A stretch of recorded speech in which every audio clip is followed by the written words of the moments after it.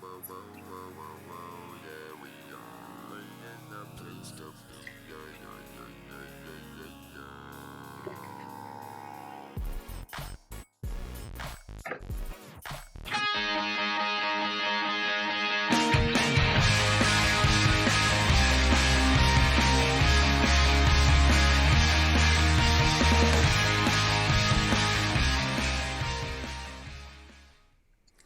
All right, good morning, everyone. Welcome to the Kirk Anderson Show. My name is Kirk Anderson, and this is episode 5. Today, my special guest is Amy Loudenbeck. She's the Director of Policy and Government at School Choice Wisconsin. And the goal of the Kirk Anderson Show is to focus on people and organizations in the community that are making a difference. We're going to be doing some unique things. We'll also talk about some business and marketing. Last time we had a professional that was all knowing about AI and how to use that in your business. That was a lot of fun. Technology, and even highlight some news stories that you can find over on drydenwire.com. Today's show is sponsored by my good friend Rhett Bozen. He is an authorized AT&T business manager, and if you're looking to upgrade your cell phone or internet, give Rhett a call today and mention the keyword Drydenwire to take advantage of show specials. Before we get into today's show, I want to take a moment. Unfortunately, last month I had the same background with the red and blue. I did that in honor of 2 police officers, Emily and Hunter, who were killed in Barron County. And so I'm leaving them up today in honor of Katie Lysing, who was a sheriff's deputy in St. Croix County, and she was murdered on a traffic stop on May 6th. And so we just want to honor her, what she did for her community, and recognize the fact that police are in many ways under attack, and call again on our leaders, as I've done before at the state and federal level, to begin to reframe the conversation around law enforcement and call for the support of our law enforcement officers. This all happened after, just a month after Hunter Scheel, a 23-year-old officer with the Cameron Police Department, and Emily Breidenbach, 32-year-old officer with the Chetek Police Department, were murdered on the same day while conducting a traffic stop in Barron County on April 8th, 2023. Ben and Fitzgerald, Ben and Fitzy talked about that on the Positive Tuesdays with Ben and Fitz show just 2 days ago. So I would encourage, if you haven't watched that show, to go find it and watch it. They go into a lot of detail about what happened and what we can do moving forward to change this dialogue. Before we talk to my special guest, I'm just going to play my sponsor video for Rhett, and then we'll get into School Choice Wisconsin. Are you ready for a new cell phone or cellular service provider? Rhett Bozen's an AT&T authorized retailer and is ready to get you connected. Skip the store and get personalized support at your business or home. Call Rhett today at 715-771-3535. All right. Well, Amy, welcome to my show.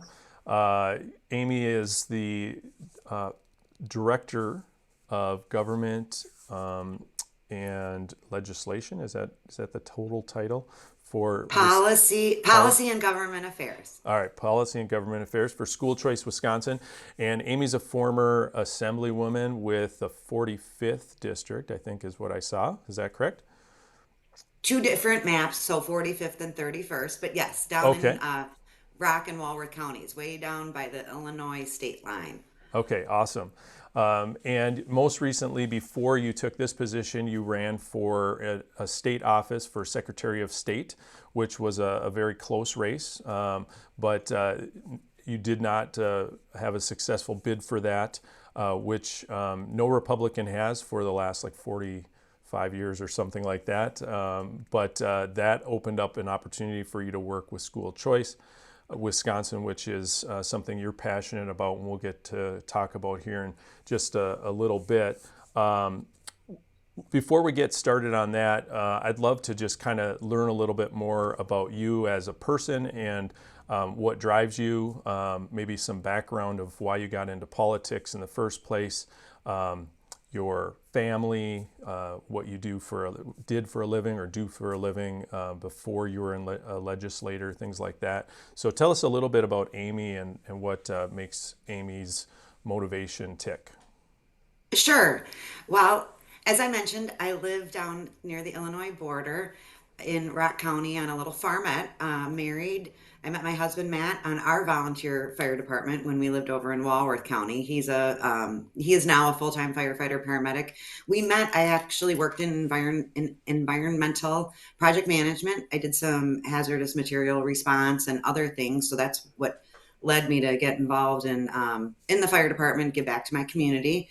And after a dozen years almost in project management and environmental project management and cleanups and regulatory compliance, helping businesses solve complex regulatory problems. We moved and I started working at the Greater Beloit Chamber of Commerce. So working on community development, economic development, supporting our member businesses. And I did the government relations programming and was at Rock County Day in Madison when my state representative announced his retirement. And at the time, it had kind of gone through another 12 years cycle or 8-year cycle, and I was ready for a new challenge and decided to put my hat in the ring. It was 2010, so a lot of economic issues, a lot of regulatory challenges in Wisconsin that were limiting businesses from locating here, particularly things like the DNR and the Department of Revenue kind of tax policy. So I thought I'd be a great fit for talking about the needs for, approaches that allowed families to succeed. Unemployment was almost 20% in Beloit, where I worked. So I ran for office, and then after 4 years, I was on the Joint Finance Committee as a member, and then another 4 years, I was the vice co-chair. And so that was a 12-year commitment that I enjoyed very much, but accomplished a lot. 51 bills passed, one bill vetoed, and ready for a new challenge again. And so that's when I decided to pursue the statewide race. And it introduced me to corners of the state, including your area, Barron County, Rice Lake. I was up in Ashland. I was up in all sorts of, all corners of the state. And Right. met a lot of new people and made a lot of great friends and learned a lot along the way about what's important to people in Wisconsin. And after my term ended, School Choice Wisconsin seemed like a really good fit to leverage all of that policy, complex problem solving, good relationships, and support a policy and a program that I think Wisconsin should be really proud of, but also has challenges that need a good messenger. And I'm happy to be that messenger in the Capitol, and also work with our team in West Allis to support the schools, almost like a chamber for these Sure. private schools. So it all is a great fit for me. Well, I appreciate all that. I'll try and unpack a little bit.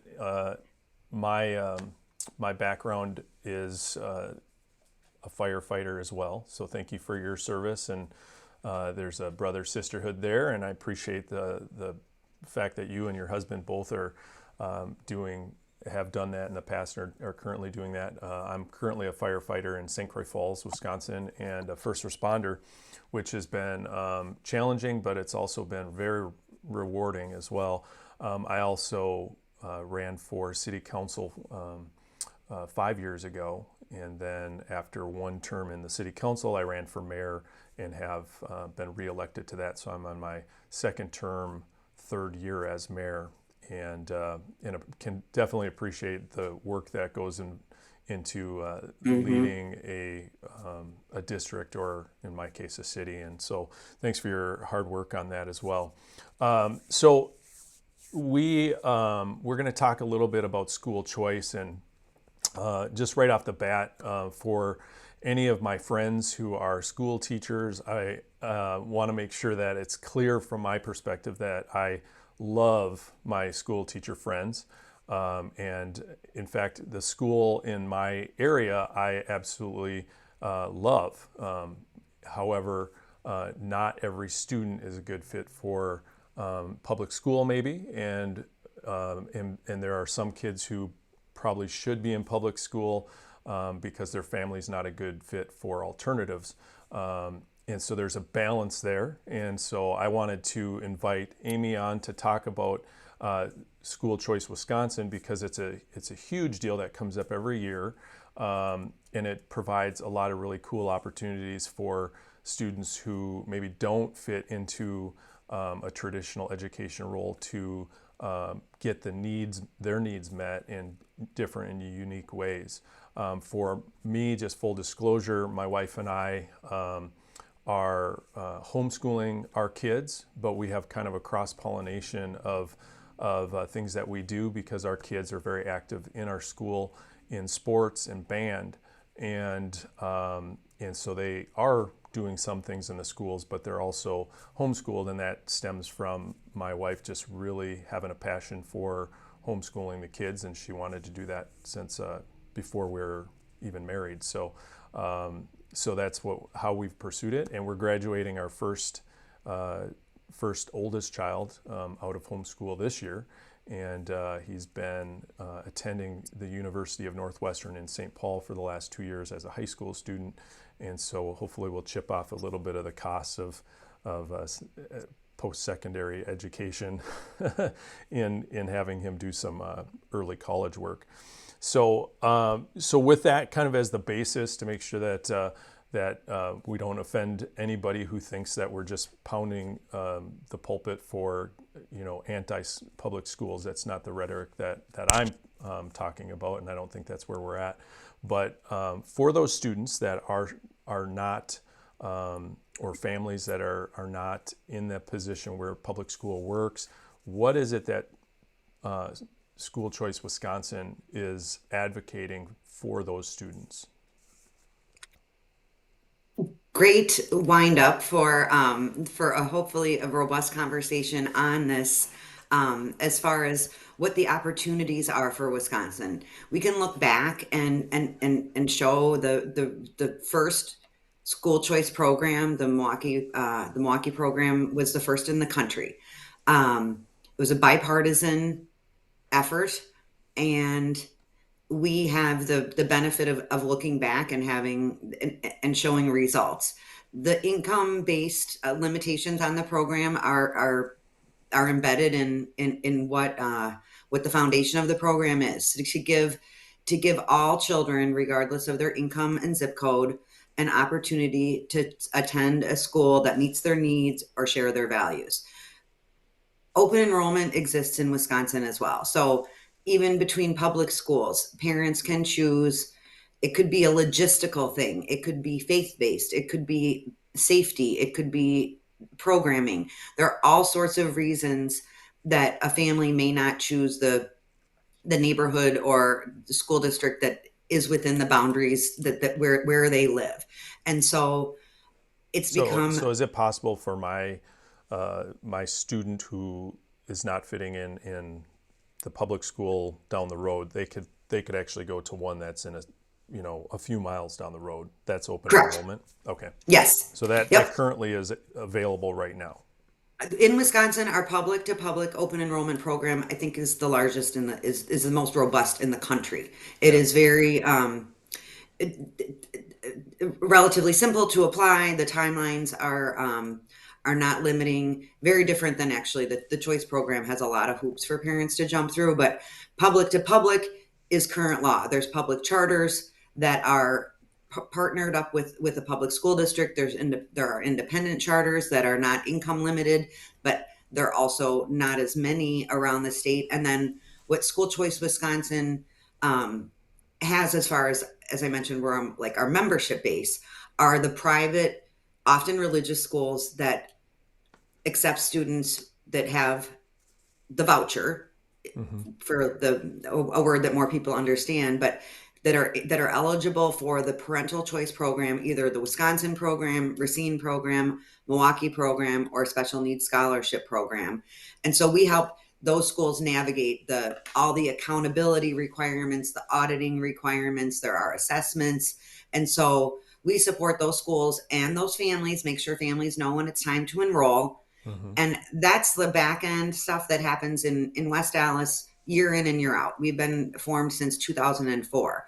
The bigger school choice policy discussions are more in my wheelhouse, where we support all educational options for all kids, including public Hmm. and private and charter and virtual and homeschooling. We just want parents to have options when we believe in educational freedom. And we've partnered up with a lot of people who share those overarching goals as far as our legislative agenda for this session.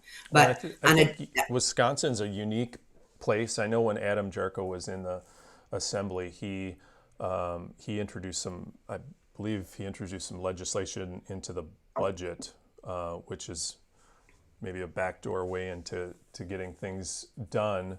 But it's politics that allowed for my students, my kids, to continue to play sports into the senior high, even though they were homeschooled. So because we were taxpayers in that district, it allowed us to not only play sports but also audit a class. So my kids choose band, they could choose choir or some other class without being fully enrolled, and our tax dollars that we pay for property taxes support that. So I think that's kind of unique. I grew up in St. Paul, and I think the only way we could switch schools is if we got into so much trouble that they forced us to go to the neighboring school just to get rid of us. And luckily I never fell into that category, but Wisconsin has some unique ties to that. Some of that is being challenged with the current leadership. Would that be an accurate statement that vouchers and school choice is kind of on there's not a lot of support from the current governor on that? He was the former school DPI, I don't know what the title would be, but the head guy. Well, two things I think are happening at the same time. One is sort of from an ideological standpoint. I would I would characterize that as more individuals who are Democrats, who are more aligned with public schools.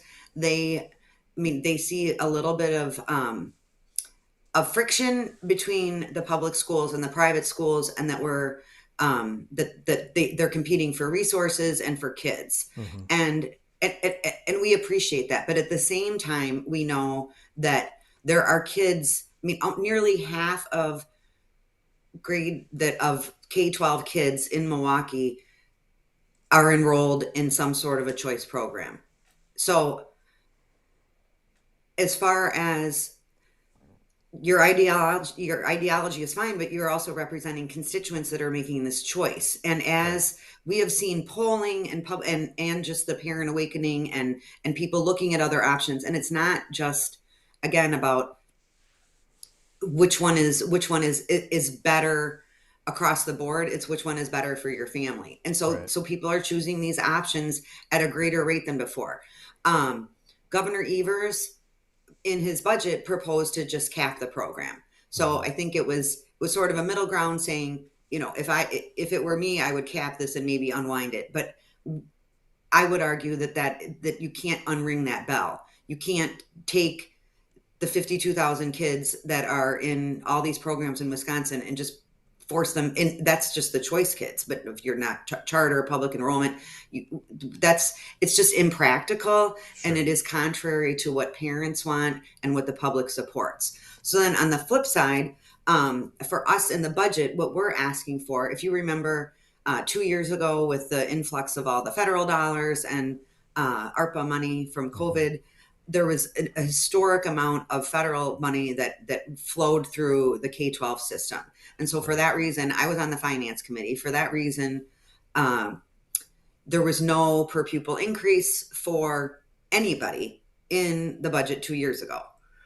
And then 2 years before that, the choice and charter community was able to get an incremental increase, which was, or an increase that was the same as what the public schools got, because that's called indexing and that's in current law.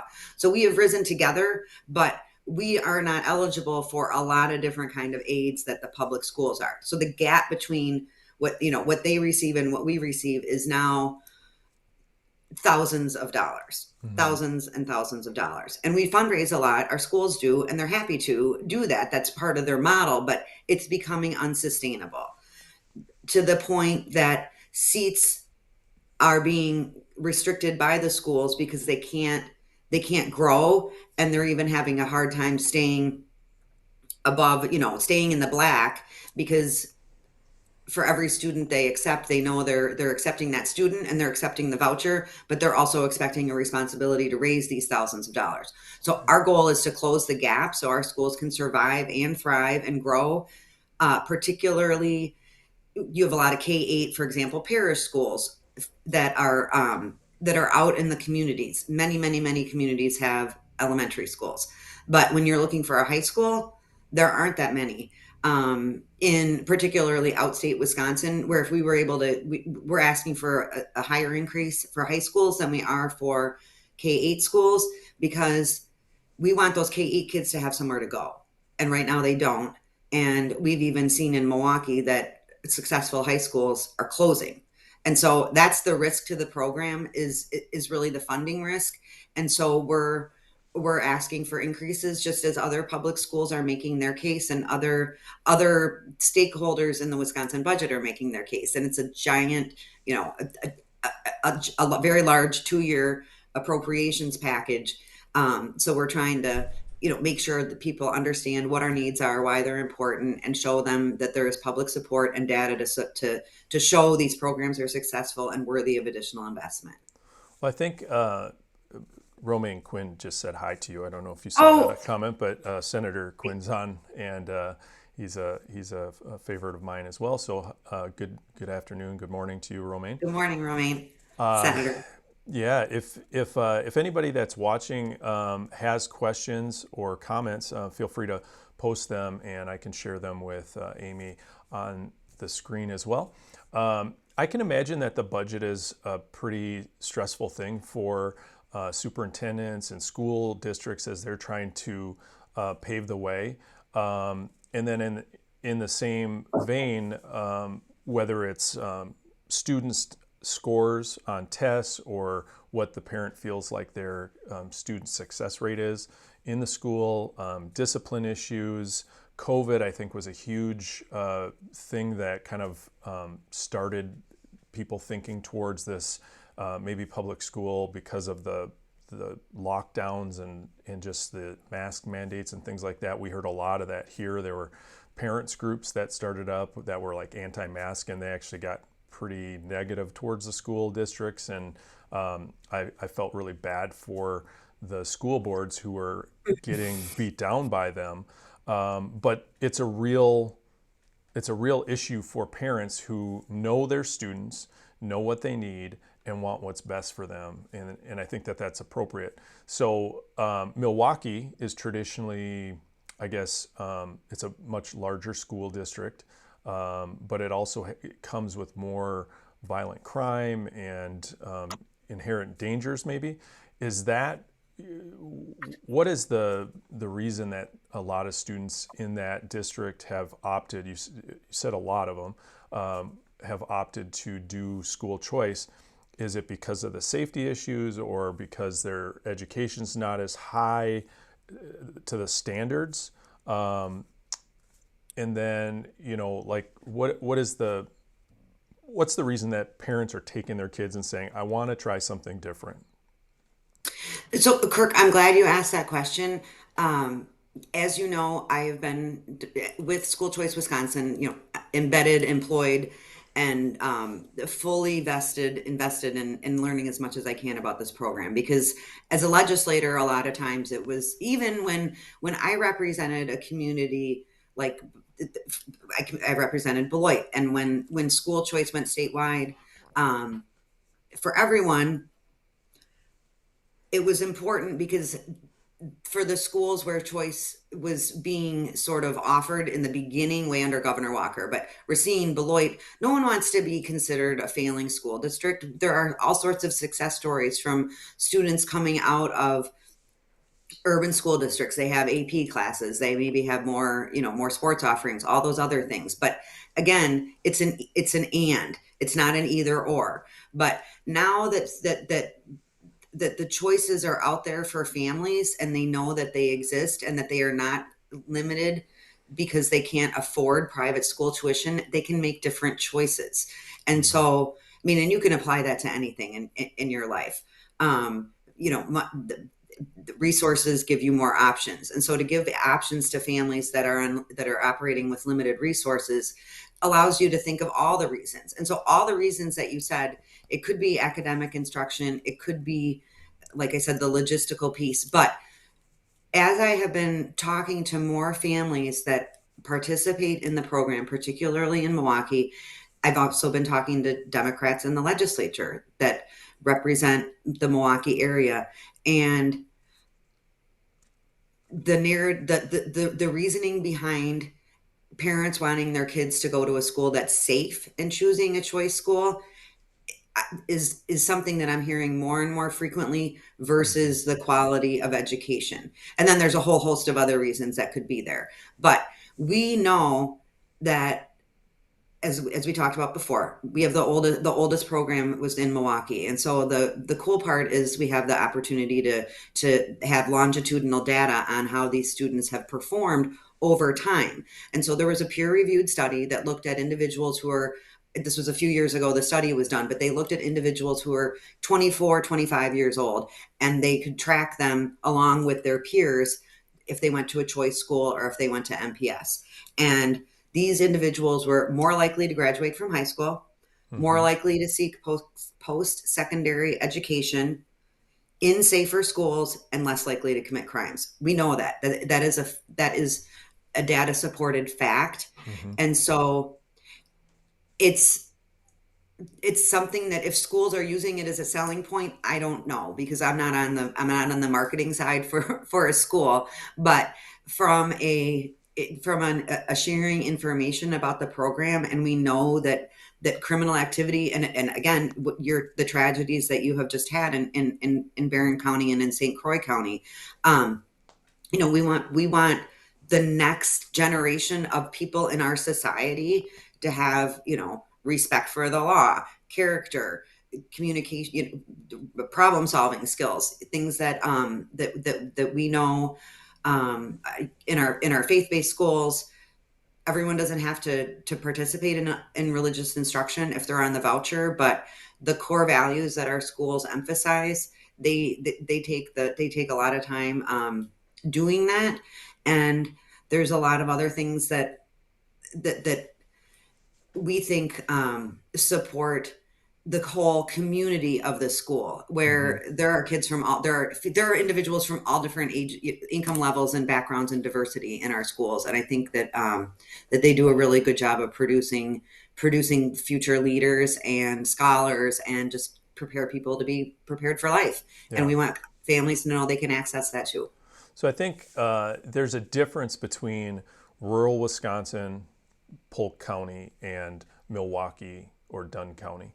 And not to throw shade on Milwaukee and areas where there is more crime, but it's just the reality that there is more inherent dangers for students there. There's more weapons in school, there's more fights, there's more assaults and things like that. In rural Wisconsin, by and large, we have issues, no doubt about it. There are fights, there are misbehaved kids, but they're not at the same level. When I send my children to school in Polk County, I don't fear, although there always is something in the back of their mind, especially as a first responder who would have to respond to something like that, that I just don't have that inherent daily fear of, could today be the day? In some of the schools in the inner cities, I think that there is that fear. Food hunger is a big issue in rural Wisconsin. Lack of parental involvement is a big issue in rural Wisconsin, where parents are not involved with their kids. For some of those kids, I would argue that the public school is kind of the stability that they need to get a meal, to have good, solid adult interactions where their parents aren't, methed out, or perhaps their parents are methed out. So I think there's differences in areas, but there's also differences in reasons why parents would make the choice, and each one is probably a little bit different too. That's probably what School Choice Wisconsin helps parents navigate. Is this a right fit for you? Now, I have a question here from Shara, and she asks, how do we make school choice a positive for everyone and not a competition? Does school choice ultimately harm our public schools? I'll put it back up there because I didn't read fast enough. We are all better if all types of schools are thriving. So, in full disclosure, this is my wife. So, Oh, well, Shara, I'm very glad you asked. This is one of the things that I really think we want to emphasize that, again, it's bipartisan. It's historically, and I'm working on that here too. It's not just one side versus the other, public, private, Republican, Democrat. This is Wisconsin. We want people to have options. But I will use an example, and I'm so thrilled that you are familiar with the Academy of Excellence, because not a lot of people are. But Shara, I'm going to give you an example of what happened in Minocqua. And if any of my colleagues at School Choice Wisconsin are listening, they can certainly put the link to the video on Wisconsin Eye in our chat box, so people can be able to watch it later. We had a mom and son from Boulder Junction at the Minocqua public hearing. The hearing was held at Lakeland Union High School, a high school in Minocqua. She had a daughter who was in her junior year at Lakeland. Public school worked well for that one child. Her son, who was 8, was in 4K during COVID, and the schools closed down. He went home, and when schools opened back up, he couldn't go back. He couldn't. And your parents, it's their story, but she had her son with them, and he loves AOE. He loves AOE, but this is his first year at AOE. For 2 years, she lost her job during COVID because she had to stay home and homeschool her son because he couldn't go back to public school. And she was just so thrilled to learn there was this other option that was available to people in the north, in the rural north, that they could have this hybrid, or it could even be more robust, to where she's still kind of like similar to you. She still does a lot of the homeschooling and instruction on her own, but they have the support of the curriculum and the framework of AOE. But other students, I wasn't aware of how widespread this option was. And Randy told me that the director, he was also at the hearing, that they have about 1,100 students now. I think they had another new 1,000 enrollments, where people just want options, but they also want some of the social interaction, and they have a unique model where they provide a little bit of all of that. So for this mom, she had 2 kids at AOE at home, and then she so had AOE one at is the public high school. Academy of Excellence. That is is it a charter school or an online? Academy of Excellence is a virtual private religious school that accepts students that qualify for the voucher, and they accept other students. And they are affiliated with, they have a brick and mortar school in They have Milwaukee. teachers and Yep. Right, they're a school that has a virtual option, but it went from, I think, 150 families to 400 families to now they're up to 1,100 families. So it's a kind of all of the above. And again, this mom's testimony at the hearing in front of the Joint Finance Committee was to say all students have value, all students need to learn, all students need resource. Just don't forget about our kids. We're not saying our schools are are fewer, but we're still, compared to the publics. I mean, there are a lot more students and a lot more schools that in the K-12 system, public schools in Wisconsin. But there are other types of schools too, and so we're also trying to just make sure we're on the radar as far as is So needing. AOE is just one of the options. You're not affiliated with AOE in so much as you just support them, but there's other options that parents could choose, whether it's Absolutely. homeschool, private school, Mhm. And there going to a are, different district type thing. and and Kirk, there are, you're probably aware of this as a parent, but there's K-12. There are public schools that have Hmm. virtual options. There are other charter virtual options for families. There's lots of options. AOE is interesting because the way that the students, the numbers have just added up over the years. So when we're in a place like Minocqua or in Barron County, and I'm meeting with the legislator, and Romaine and I have had this conversation a little bit, where you can you can only use, maybe think of only a handful of neighborhood private schools in your big assembly district, where now folks know that there are also families scattered across their Senate district or their assembly district that are also participating in this other program where their constituents benefit from, Right. from the private choice students that may be eligible for the voucher. So we want them Hmm. to know that these families are everywhere across the state, but we may not see them because we don't see Our Lady of the Lake in Ashland, which has a lot of students, but there are also other folks um, across the north and the northwest that are part of this other program. Yeah. So we take advantage of the AOE model. Within our county, we have a Christian school just to the south of us, Valley Christian School, and they are part of the school choice promotion when they want enrollment. Hmm. And so, for instance, a pastor friend of mine who has several kids, their students have gone to Osceola schools, to St. Croix schools, and to Valley Christian School, and homeschooled, depending upon where they're at in their educational journey, what their needs were. And sometimes it's this year we're going to homeschool because we want to have you home to work on some specific things, and maybe there's not particularly for him, but perhaps it's like a bullying situation or something where, hey, we're just Yes. going to safeguard you and take you home and get your education done without all the nonsense of junior highism. And then there's other times where some students, like one of my daughters, and we've said, if you want to go to public school, we're not against the public school. We'll have that discussion.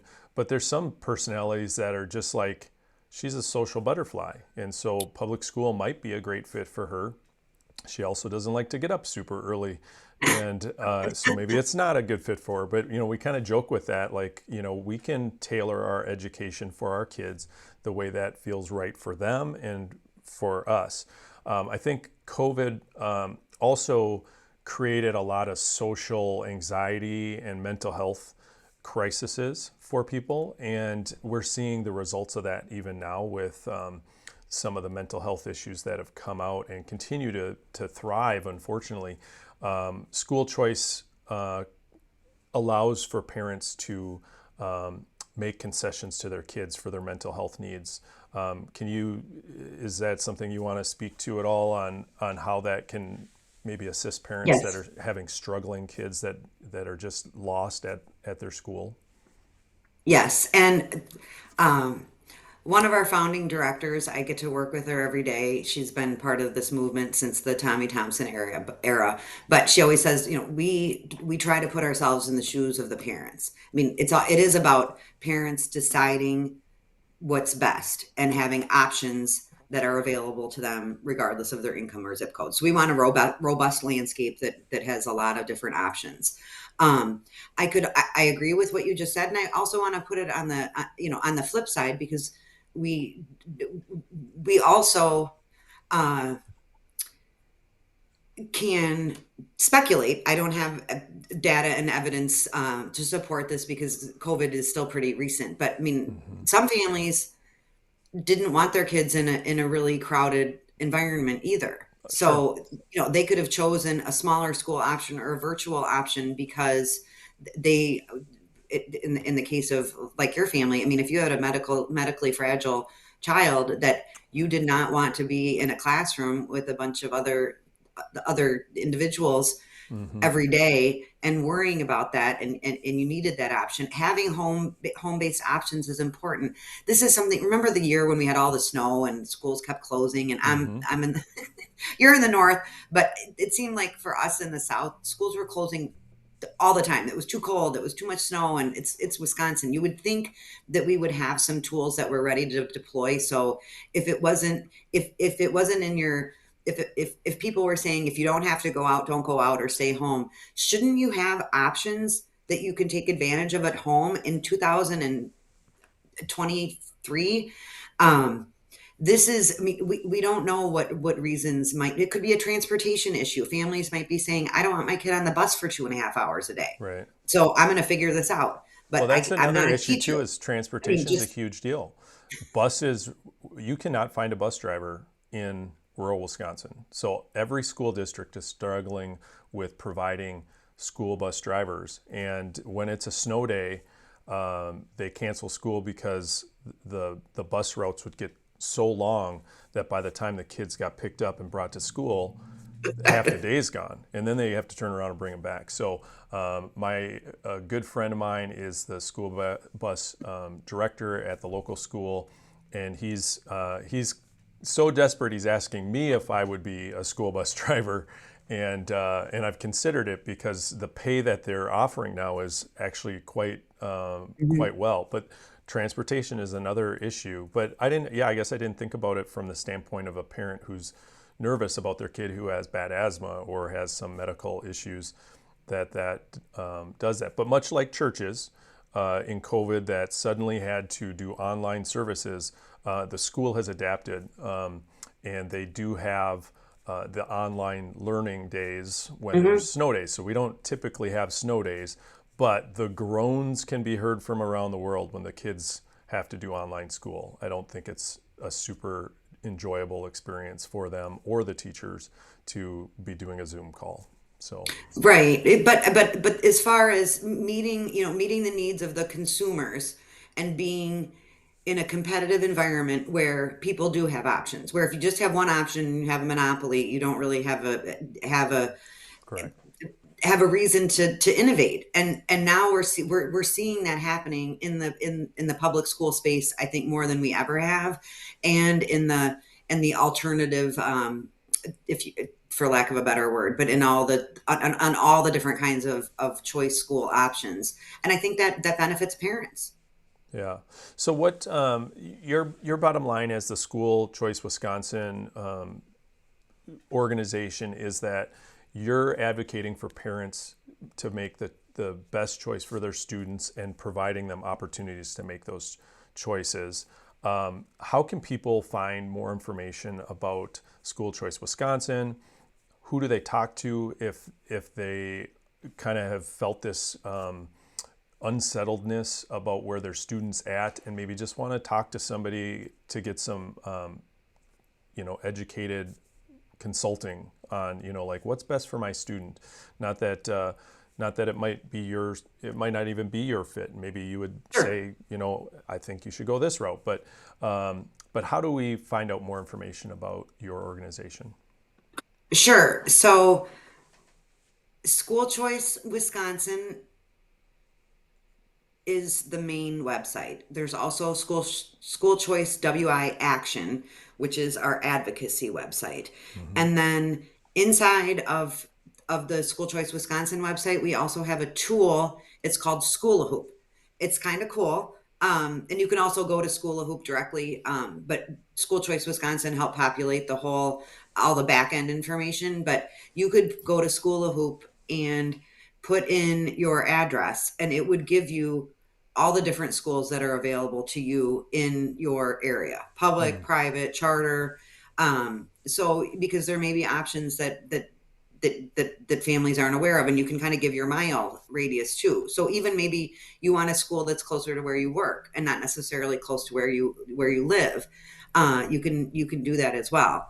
And so for families, that would be income eligible for the Wisconsin program. I do want to share this because it's something we're working on for advocacy, but the enrollment window is February 1st through April 20th. So today we're in May already. And so even if you were income eligible for one of the choice programs, that opportunity is closed out for you this next school year, Okay. which is unfortunate. And we're trying to change that. But I do want to be honest so people don't get too excited about something that isn't available to them. Sure. The public school open enrollment is still an option, and there are still other options. So I encourage people to definitely look into those if they are interested, and even to sometimes to ask their friends and neighbors and other folks what is available. But from an advocacy standpoint, we at School Choice Wisconsin Action, we are wanting to let the legislature know that this isn't just a Southeast Wisconsin program that we want them to support. This is a statewide program that families that they represent choose voluntarily, and that we want quality options for all kids. And so if you go to the School Choice Wisconsin Action website, you can click on a legislative map and sort of in your county and see who represents you, where you are, versus someplace like Waukesha where you might have several state senators. I know Romaine is listening, and I know he's been very interested in learning about this. He's toured schools. He's been really engaged, but just and I won't put words into his mouth, but I know other outstate legislators are also worried about school bus drivers and public school funding. And so again, it's not an either or, it's an and, but we want them to know what's important to families that they represent too. So to send them a note thanking them for supporting school choice, asking them to make sure that they're part of the budget considerations as well, that's really what's important to us. We also have a place they can sign up for our outreach newsletter so they can stay abreast of all of the kind of advocacy things that we're doing in the building, in the Capitol, that is, and then also some of the messaging that we're hoping that people appreciate the robust school choice environment we have in Wisconsin, because sometimes that goes unnoticed, and it's incredibly it's an incredible asset we have in Wisconsin. So as we kind of wind up, Amy, back to Shara's question about how do we make it a positive for everyone, I think ultimately parents want what's best for their kids. As a mayor and a parent, I want to support my local students and local schools, yet those things have to align together. I want it to be a positive. I don't have issues with the local schools from my area, but I grew up in the Twin Cities and I went through the public schools in St. Paul, and it's amazing when you have a lot of stress on the school district with poverty and discipline issues and things like that, that my wife, who went to a suburban school, will ask me about books that she read through high school, and I'll say, I never read that book. And she'll go, how did you not read that book? And I said, well, I grew up in St. Paul. Like we were dealing with fights and weapons in school and things like that. There was too much chaos in the classroom to really focus on those things. Now, hopefully that's changed in the last 30 years, but there's a distinct difference between the quality of her education and the quality of our education. She worked as a teacher in the Minneapolis school district. Going and visiting her classrooms in the inner city and the chaos that was there solidified homeschooling for us. Then when we moved to St. Croix Falls and we got to know the teachers and were in the schools, we did it. We continued the idea of homeschool because it was a passion for her, not because there was any concerns. But how do you advocate for parents who really want to have their kids in the public school but are concerned? Who do they talk to? Who would you encourage them to go and have a conversation with about their students, to make sure that their students are succeeding? Is it the teacher, the superintendent, the school board? from your perspective as someone who is working for parents, who do they talk to really just make sure that their kids are getting the best education, whether it's in the public school or other? Well, one thing that you mentioned on the parent engagement, because if the parents aren't engaged, that's a different issue. But I Mm-hmm. think some parents are are very engaged, and having a relationship, I think, with the school board is important. And of course the teacher is going to be the one that your child knows best, but they don't have control of everything else that's going on in the school environment.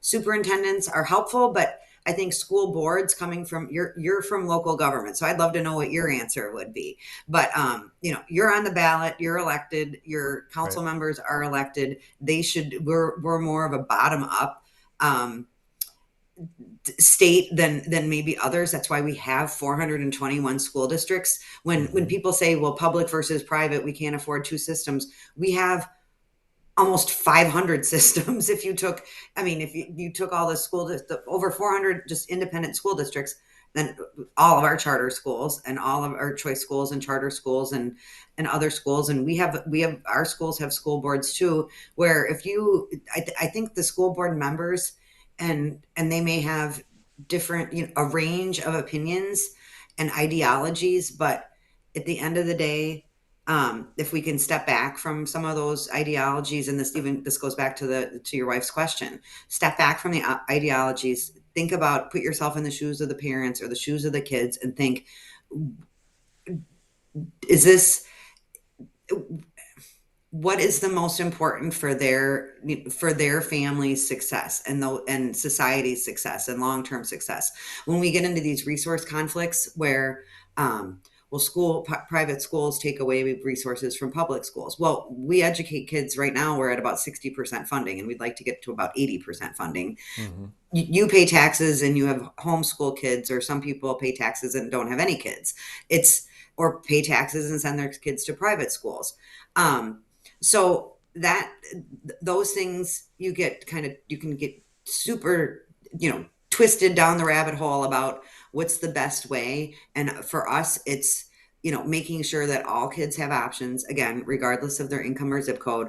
But for a parent that wants to see change at their school, the school board would be my best route, and try to get a sense of if the teacher feels supported by the school board or the superintendent, because each school district can maybe be a little bit different, Mm-hmm. and make sure you have their back, because the educators are the ones in the classroom with Yeah. your littles. Yeah, Yeah. from a local government, I always tell people when I meet with them to run for local office. I think the local school boards and the city councils, the county boards, they can affect more change in a shorter amount of time than state legislatures can. Just from the, what I vote for today is going to affect you tomorrow. What the state legislatures may argue over for years may take a Right. while to trickle down to actually affecting you. So it's important to have solid people on your school board. So yes, run for school board if you have a passion for seeing successful schools. Run for parent organizations that support the schools. We have several organizations that are structured to just support the schools with fundraising, things like that. Those are really important. And then, yeah, I would definitely say participate with the school board. For me personally, I just go right to the source, and I would say make sure that your student's teacher knows who you are, that they know that you care and that you're there to support them. And Hmm. if there's any issues, that you take it on head on. Most people are reasonable, and maybe they have blind spots too. We're all humans, and so I prefer that direct dialogue where if I do something that offends somebody, they just come and tell me, and then we can work it out. So support your teachers, and if your kids are going Yes. to be in public school, I 100% support that and think that that's super important. And as Hmm. far as tax dollars go, when people complain about their tax dollars going towards different things, rarely do I hear them complain about the schools, because I think they know that educating kids, whether it's private, homeschool, or public, those kids are the future leaders of tomorrow, and in many times even today. And so making sure that those kids get the right education and have the right mentality and spirit about things is really important. And most people understand that. There's always someone that complains, but by and large, I think we all want what's best for our kids and know that they're going to be here to take care of us later. So we better help them where we can. So, Right.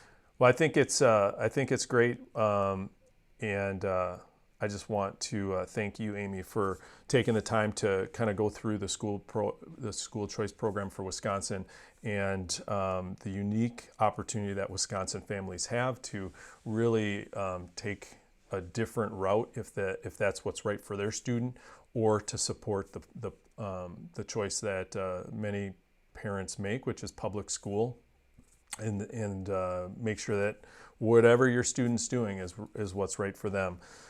So I want to thank again our sponsor for the show, Rhett Brosen. He's your AT&T authorized retailer.